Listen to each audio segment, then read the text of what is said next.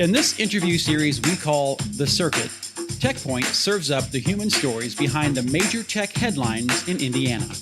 I am your host, Roger Schumann, Senior Relationship Manager at TechPoint. Today we talk to Yao Aning, CEO and founder of Malomo.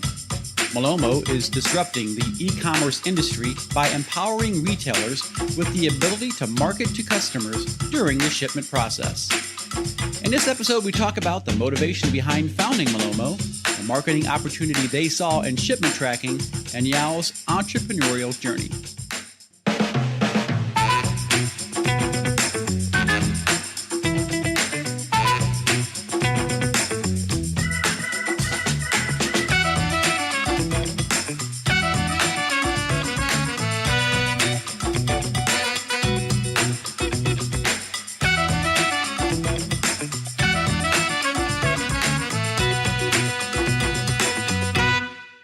Hi, I'm Roger Schumann with TechPoint. Thanks for tuning into The Circuit.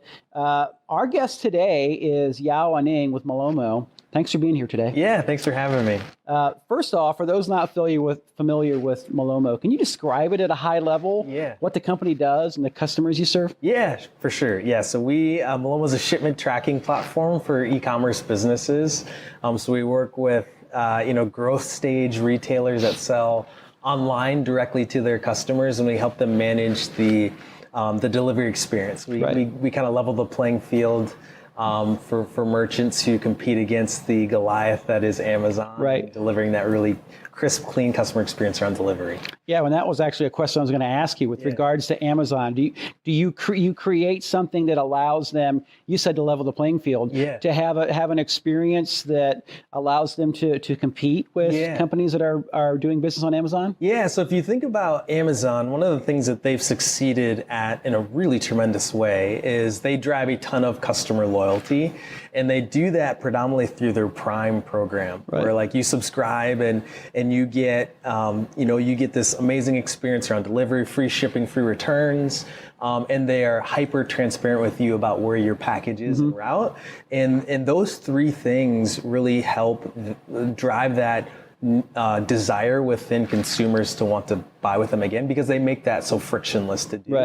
The merchants that we work with are traditionally not selling on Amazon. They're selling direct to consumer through their own website, and they don't have the technology or tools to connect to this global delivery infrastructure where they can track packages at scale to every single customer and alert them of where their order is in transit and keep them up to speed on what's going on. And so we help them provide that customer experience to help them compete with Amazon and drive more loyalty in their business. Okay, so these are small to medium-sized businesses. Yes, yeah, that's right. And then, so the name Malomo, I've looked it up. So it's African, which means do not go away or do not go anywhere? Yes, okay. Yeah, so, and funny story, so the name actually comes from my mom. She ran a soap business, and so that soap business, she was going through a health problem at the time, and she had to stop working and moved home, but really entrepreneurial spirited and got into soap making. And then when people would come and visit her while she's going through treatments, she'd hand out her latest bar of soap, and she'd launch into these stories and conversations, and you could just tell it really like lit up her spirit when those things happened. So she named that soap company Malomo. Okay. My sister and I asked her, like, where'd that name come from? And she's like, don't know. It just popped in my head one day. And lo and behold, I actually didn't find out till after the name had that meaning of don't go. And it actually plays so well into our mission and our vision, right? Yeah. Which is like, we want to drive these relationships and create lasting customers for the merchants that we work with. So now, out of all the different marketing channels to focus on, because you come from a background where you were doing a lot of consulting for other companies in the past, what was the opportunity that you saw in shipment tracking? Yeah, so we kind of, quite frankly, we kind of stumbled into it. So I ran a consulting agency called Sticks and Leaves with my co-founder now, Anthony Smith, and we were working with a lot of early stage companies. Towards the latter half of running that agency, we started working with a lot of direct-to-consumer brands. They would come to us with, hey, we need to, we're using Shopify and we need to build some custom product or tool to help plug into Shopify to help us power some part of our customer experience or run operations in our company. And so we got exposed to the Shopify ecosystem, and it was just eye-opening to us how large these businesses were. I think a lot of people looked at Shopify as like, if you're running a small mom and pop business, like you're using Shopify. If you're a big player, you're selling through marketplaces like Amazon or Walmart. But we were just blown away by, you'd see these teams of 5 or 10 people doing 5 or 10 million in revenue, and just scaling tremendously fast, but really struggling around that post-purchase experience. And so what we ended up doing was, what if we could build a tracking platform to help them control customer complaints whenever delivery problems occurred? We built a small prototype, gave it to our consulting clients, and we had this aha moment where we saw consumers look at the tracking emails 10, 15, 20 times during a delivery. Having worked with these merchants in the past, they're always looking for an edge on trying to grow their business. In software, we're lucky in that when we sell a customer once, they typically tend to pay you month after month over time. Right. In e-commerce, you've got to resell every single customer every single time you want to drive revenue. So we thought, well, what if we could use that customer engagement and actually turn it into a growth asset for the merchant, and kind of turn shipping into this marketing channel. And being an indie in the MarTech of the world, absolutely. It kind of made sense. Okay. And so that's what we did. Yeah, we combined the two things into this one kind of platform. So then I've heard Malomo described as a shipping tracking platform, and you've even said it as well. But at the end of the day, are you an e-commerce company, logistics, customer experience, branding, all the above? What would you call yourself? Yes. Yeah. All the above. Yeah. I mean, we help so we call ourselves a post-purchase experience platform, but we help our clients kind of manage all of those things, right? Like delivery is kind of an emotional part of the customer journey. When you buy something online, there's this emotion of being super excited, like it's Christmas, but you're also super anxious. Like, did you buy from a reputable brand? You might have just stumbled on an ad on Instagram. You don't actually know if you're going to get the package or whether it's going to be delivered in a time frame that makes any sense. So we help manage that kind of transparent communication. But we also help our clients grow their business, kind of serving as an e-commerce company where we help our clients strategize around how can you cross-sell and upsell to consumers while they're waiting for their current delivery in transit. Can we manage the customer experience at whole so people really feel like they have a really good understanding of their package, and you build trust with that consumer over time? So yes, all of the above as well, how we kind of look at things. Now, I've heard you say COVID reset consumer behavior. Yeah. And that hundreds of millions of people began ordering products online who weren't ordering before. So, which is obviously a real boon for a company like Malomo. But as we continue to climb out of this sheltering phase of the pandemic, how does that impact your business? Yeah. So it's a great question. We see the impact in two ways. COVID reset expectations, and it created this new buying behavior where people who traditionally may not have bought online felt very comfortable buying online because they had no other choice. They had to really reacclimate to this new world. And so you saw the percentage of commerce that was happening through digital channels double, triple through this period.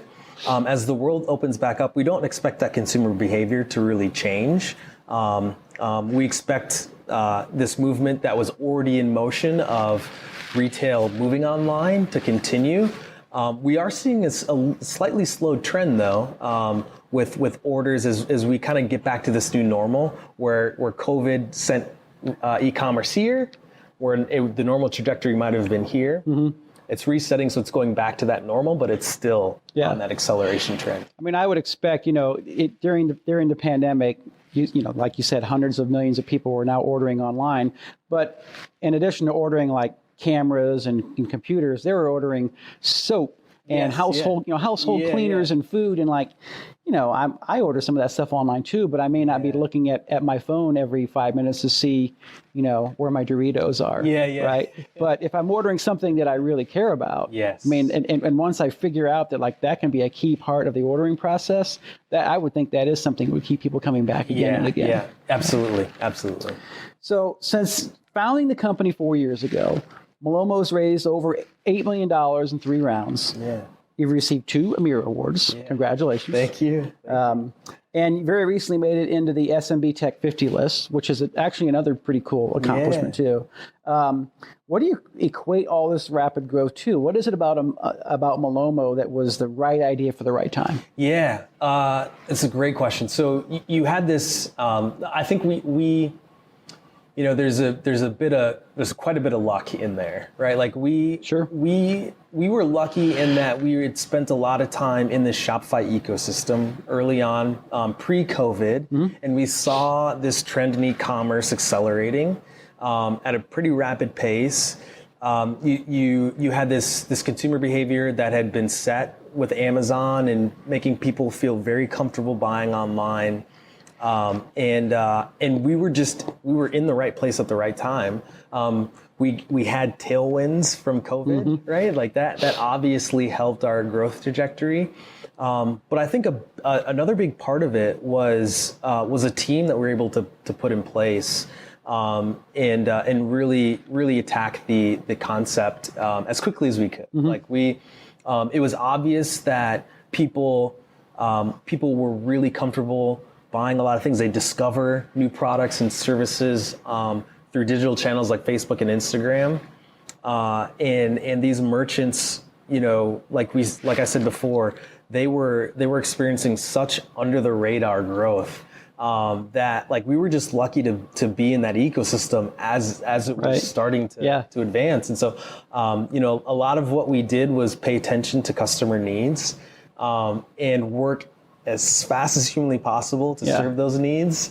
And then I think the story goes, you can't time a market. Like you can just be in the space that you hope experiences that level of growth. And so I think the combination of all those things has helped really drive our. Certainly there was some luck. You were in the right place at the right time, but if you're in the right place at the right time with a bad idea and no execution, then, so obviously you had some of the pieces together and some of your experience from past companies as well. Yeah. So in the early days of Malomo, you were interviewed by TechPoint, and we asked you why you chose to take on investors with Malomo, because in the past, like with other companies like Sticks and Leaves, you were bootstrapped. Yeah. So what was the decision process and how has it played out? Why did you decide to take on investment this time around, and what's been the impact? Yeah. So one of the reasons that we decided to take investment this time around was that we saw the market emerging in very quickly. In software, you tend to see winner takes all or winner take most happening, and I feel like we just discovered this like hidden opportunity that was in plain sight, and so we really wanted to move aggressively and kind of set a leadership position with our brand and our product, and you just can't do that bootstrapping. You got to move slower. You got to move more judiciously. And so we just knew that we really wanted to move fast and take advantage of the opportunity. We also felt like, having partners who could help us scale at that pace was going to be paramount to our success. Right. We were fortunate to know the team at High Alpha and Hyde Park before we'd started the company and shared early visions. And I think their expertise around email marketing, around SaaS, we could learn years worth of things without having to kind of make mistakes. Right. And so those partnerships have been tremendous. It's helped with recruiting. They've introduced us to hires. It's helped with our brand and recruiting in the India ecosystem as well.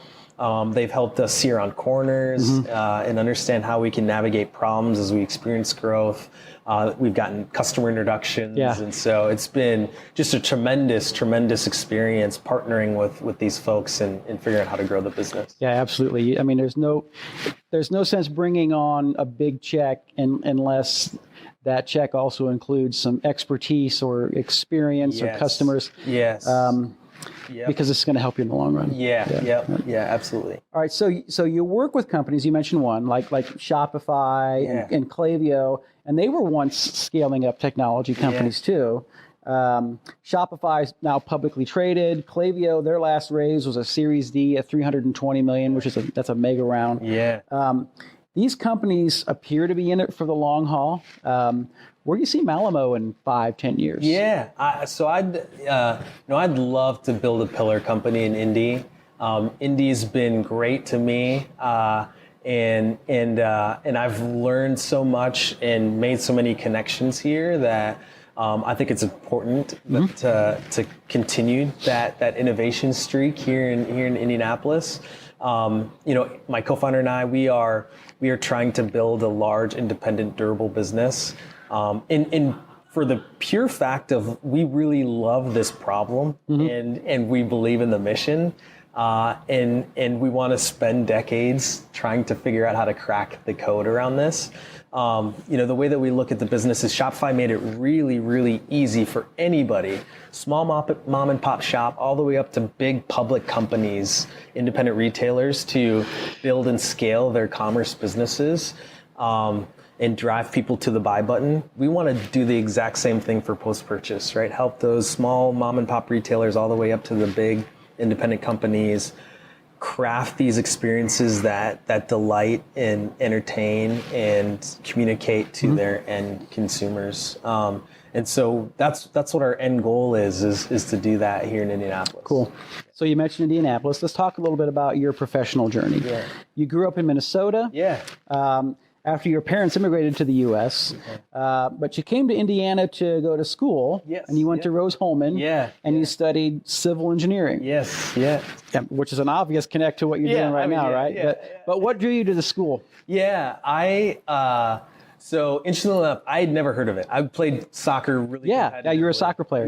And I was dead set on going to the coast. My parents were like, I feel like many immigrant parents. They kept you grounded. Yeah, right. You're going to an Ivy League school. You're studying. You're studying medicine. You're studying law. You're studying accounting. Right. And so lo and behold, we were at a tournament. And the coach at Rose-Hulman saw I had listed architecture, engineering, math, and science as like interest areas, and he beelined it to my dad and kind of sold my dad on, hey, you got to come for a school visit, and came down to the school and was just blown away at both the academics and the athletics. The Colts had their training, their summer training. Yeah, at the time, that's right. At Rose-Hulman, and the facilities were immaculate because of that, and I just felt like I got that great combination of both athletics and academics. Cool. So that's why I chose the school. Yeah. So with the focus on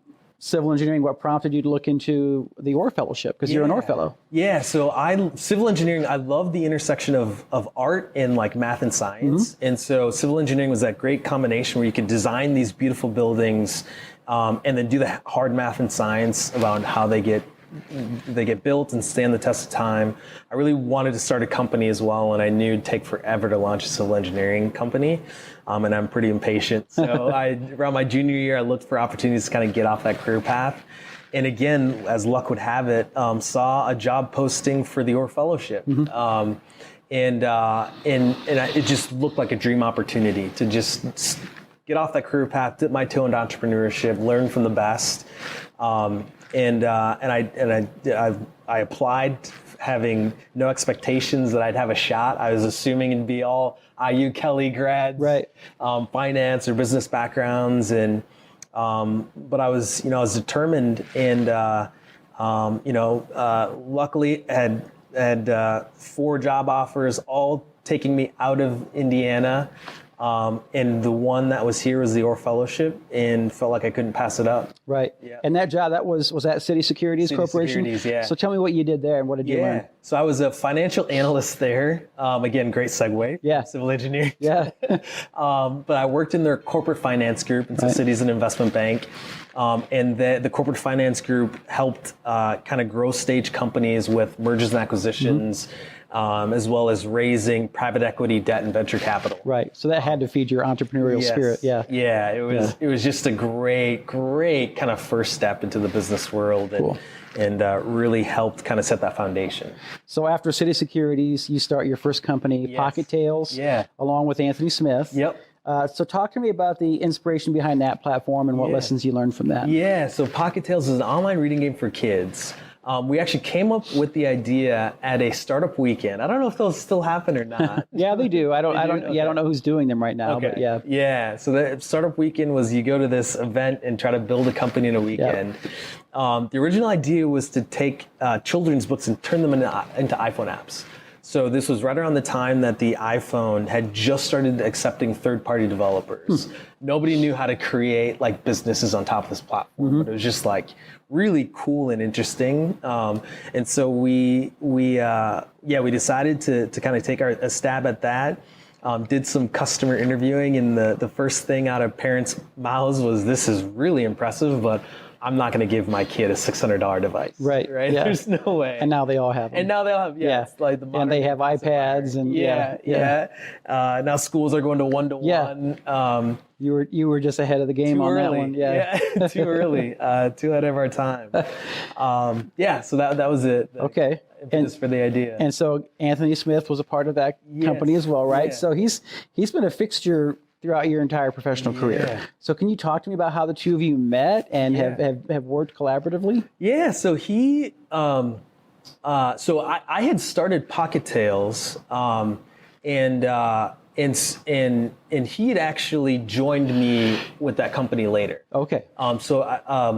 The way he tells it, I think he saw a random article about what we were doing. He's a developer by background, and really wanted to start a company. He's a Purdue guy. Yeah, Purdue guy. Yeah. Purdue grad. Yeah, and saw the article, and he's a huge, voracious reader, and so that intersection of like reading and tech was like perfect. And so he just reached out to me. We grabbed coffee, hit it off.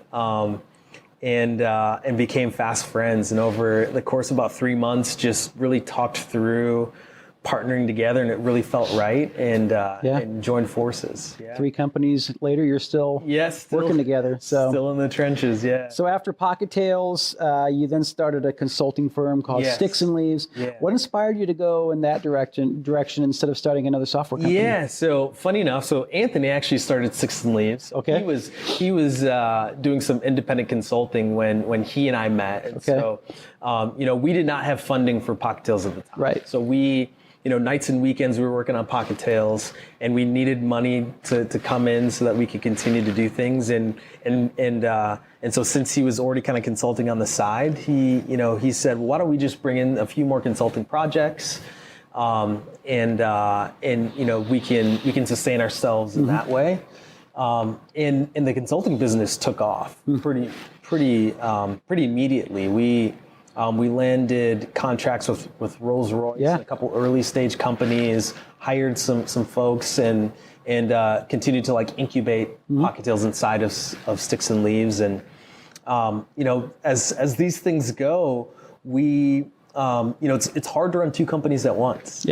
So what ended up happening is the consulting business got all the love and the attention, and in Pocket Tales, we just weren't able to continue to devote the resources that it needed to thrive and get the traction. And so we ended up shutting down Pocket Tales and going full force at Sticks and Leaves. And over the course of about 7 years, built about 100 different web and mobile SaaS products. Reaching about 15 employees at its peak. Yeah, so that's what I was going to ask you next. So, you helped launch mobile experiences for some pretty big companies. You mentioned Rolls-Royce, Amplify, Cluster Truck, CoachX. What were some of the unique challenges in pivoting between these different industries, and what about that experience laid the foundation for starting Malomo? Yeah, so I think one of the most exhilarating but most challenging things about consulting when you're working in a lot of those different industries is you gotta start from zero every time, right? You've got to have a beginner's mindset and really try to understand the customer pain points, the market dynamics from kind of this first principles viewpoint. And you rely on the companies that you're partnering with to give you some of those insights. The beauty of that is you get to try your hand at a lot of different solutions, and you get to see how a lot of different markets intersect or don't. And that convergence, I think, helps you inspire new ideas.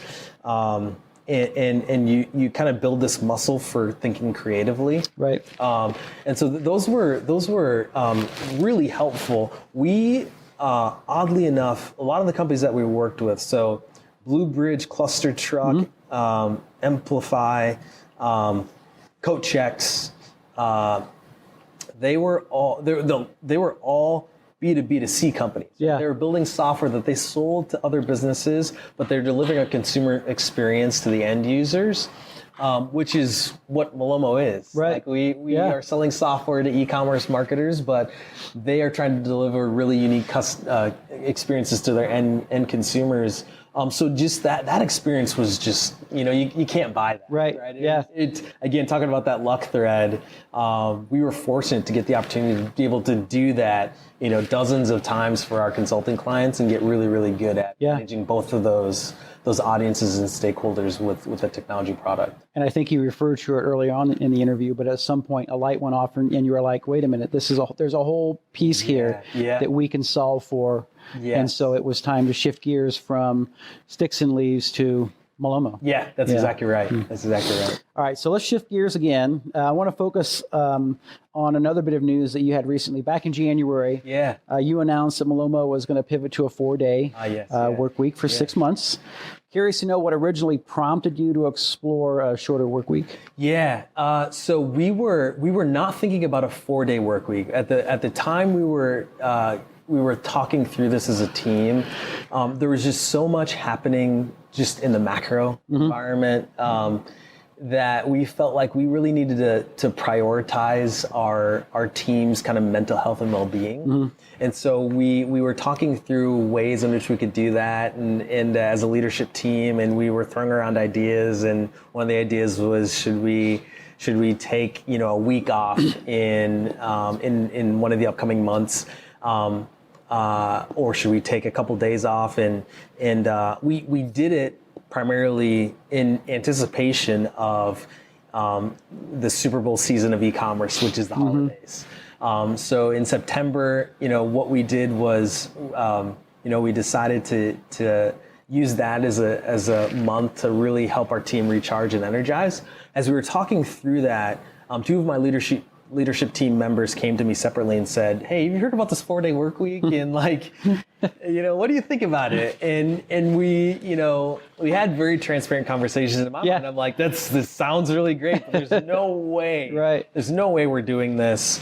But when they both came independently, it kind of made me pause and well, maybe we should consider this a little bit more deeply. And so we had a lot of conversations, and it ended up saying, okay, we don't know if we're ready for this, but let's dip our toe into this a little bit. We'll dub September Mental Health Month. We'll take 1 day off a week for the entire month, and we'll kind of run a test. We're not going to tell the company that we're running this test. We're just going to tell them we're just prepping for the holidays. What ended up happening was kind of eye-opening. That month, we surveyed the team afterwards, asked them questions around do you feel like you're more or less productive? Do you feel like your mental health was in a better place or not? Did you have more time to spend with your family, and did you feel like you got enough done at work? And resounding yes across all those categories. So then we looked at company performance, and in September we broke company records, right? Most sales. Highest number of marketing leads, biggest product launches that we'd had. And so we thought, we can't ignore this data. This seems like our employees are happier, and they're delivering better results for the company. We've got to think through this a little bit more. And so that's when we decided to maybe do a longer test. You know, we still weren't, as a company, we didn't want to just fully commit to something without knowing potential repercussions over the long term. And so we decided to run a 6-month test.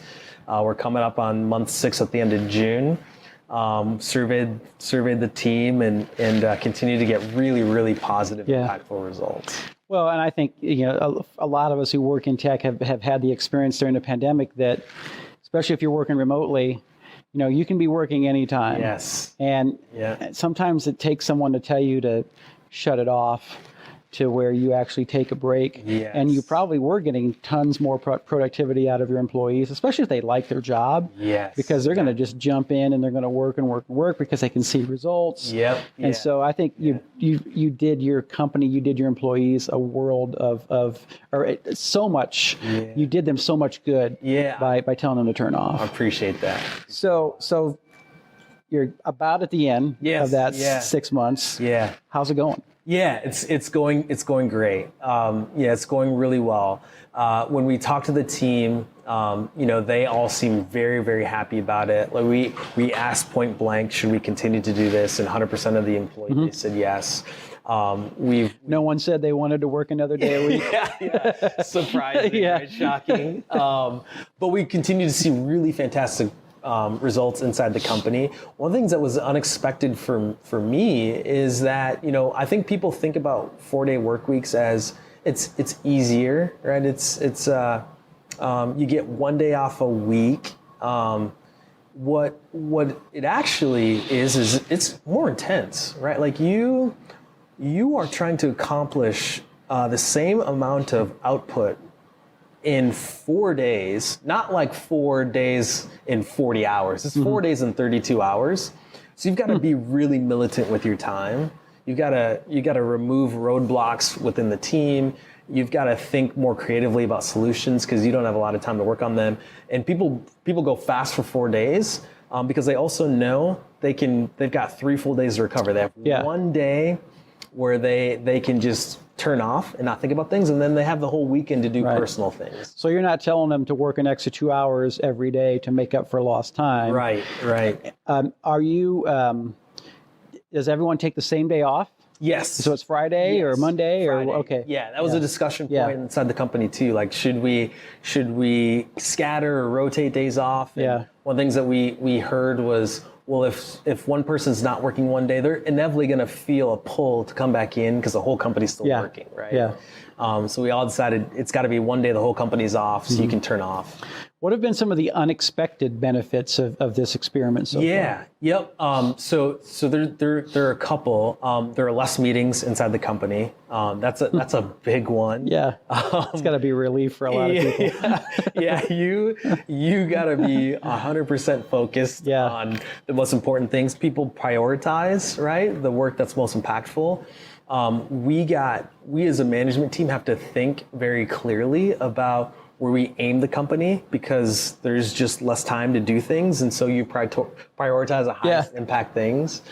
And the other thing, and you know, I have a running joke inside my own head that, you know, I hope many companies adopt this, but I also hope they don't. We get a ton of recruiting benefits. Right. A ton of recruiting benefits. Our sales leader, when we were hiring for, we were kind of almost tripling our sales team, put out a post around what we're doing, and the post went viral, right? We got 300 applicants for 6 positions. And that sort of kind of recruiting power, the type of talent that you might attract, is unparalleled. So that's been another unexpected benefit of the program. So you said you do want other companies to adopt it for the health of employees, but in a way you don't because you like the competitive advantage you have and you're a true entrepreneur, and I appreciate that. But have you seen other companies that have taken on the 4-day work week as well here in Indy? Yes. So I've gotten a flood of messages from folks, and that's polarizing. Right? Like there are some people who think like, no, like why would you do that? It just seems like you are not going to serve your customers as well. Your employees, they might not want to dictate a day off. Yeah. I've seen lots of commentary around it. A lot of folks who haven't done it before. But I've also gotten the other side of the equation where a lot of companies have reached out to us for guidance and insights around like how to structure these things. And people have taken the plunge. And so you bring up a good point, though. So if you're a software company and you've got users, those users aren't taking Friday off. Yeah. Some of those users aren't taking Saturday and Sunday off. So if they have a problem with your software, how do they get it resolved? So we still have around the clock coverage. Got it. So what we do is we rotate customer support staff and engineers who are on call on those Fridays, and so we still have the same SLAs to deliver customer support responses. We still solve problems for our customers on those Fridays. What's been interesting is we tend to see the lowest volume of support tickets on Fridays. Yeah. So makes sense. So we don't, although we do have that support there, we don't see a ton of volume from our customers on Fridays. Makes sense. I get the fewest emails on Friday. Yeah. Everyone's Cool. kind of winding down for the week. So do you think Indy can be a leader in this 4-day work week, or? Yeah, I hope so. Yeah. I mean, I think we've got an opportunity to kind of set a trend. I feel like, the Midwest spirit, it's hardworking, humble, hungry, smart. Yeah. And we'd like to take care of our people. I would love for Indianapolis to be like an eco center for this type of new way of thinking and working. I think it has a lot of benefits for the morale of employees and the output production of these companies. And if we can continue to be that powerhouse in Indianapolis, I think the trend for the ecosystem at large will be pretty dramatic. Yeah. Yeah. So I'm very hopeful. Cool. Yeah. And hopefully it helps you to continue to attract new employees to come work for you. So yes, yeah, absolutely. Great. Well, I appreciate your time today, Al, for coming in and talking to us, and just wish you guys continued success. Yes. And we're glad to see that you're here in Indy and you've made this your home, or Indiana your home, and you continue to grow here. Thank you very much. I appreciate the opportunity. This is a lot of fun.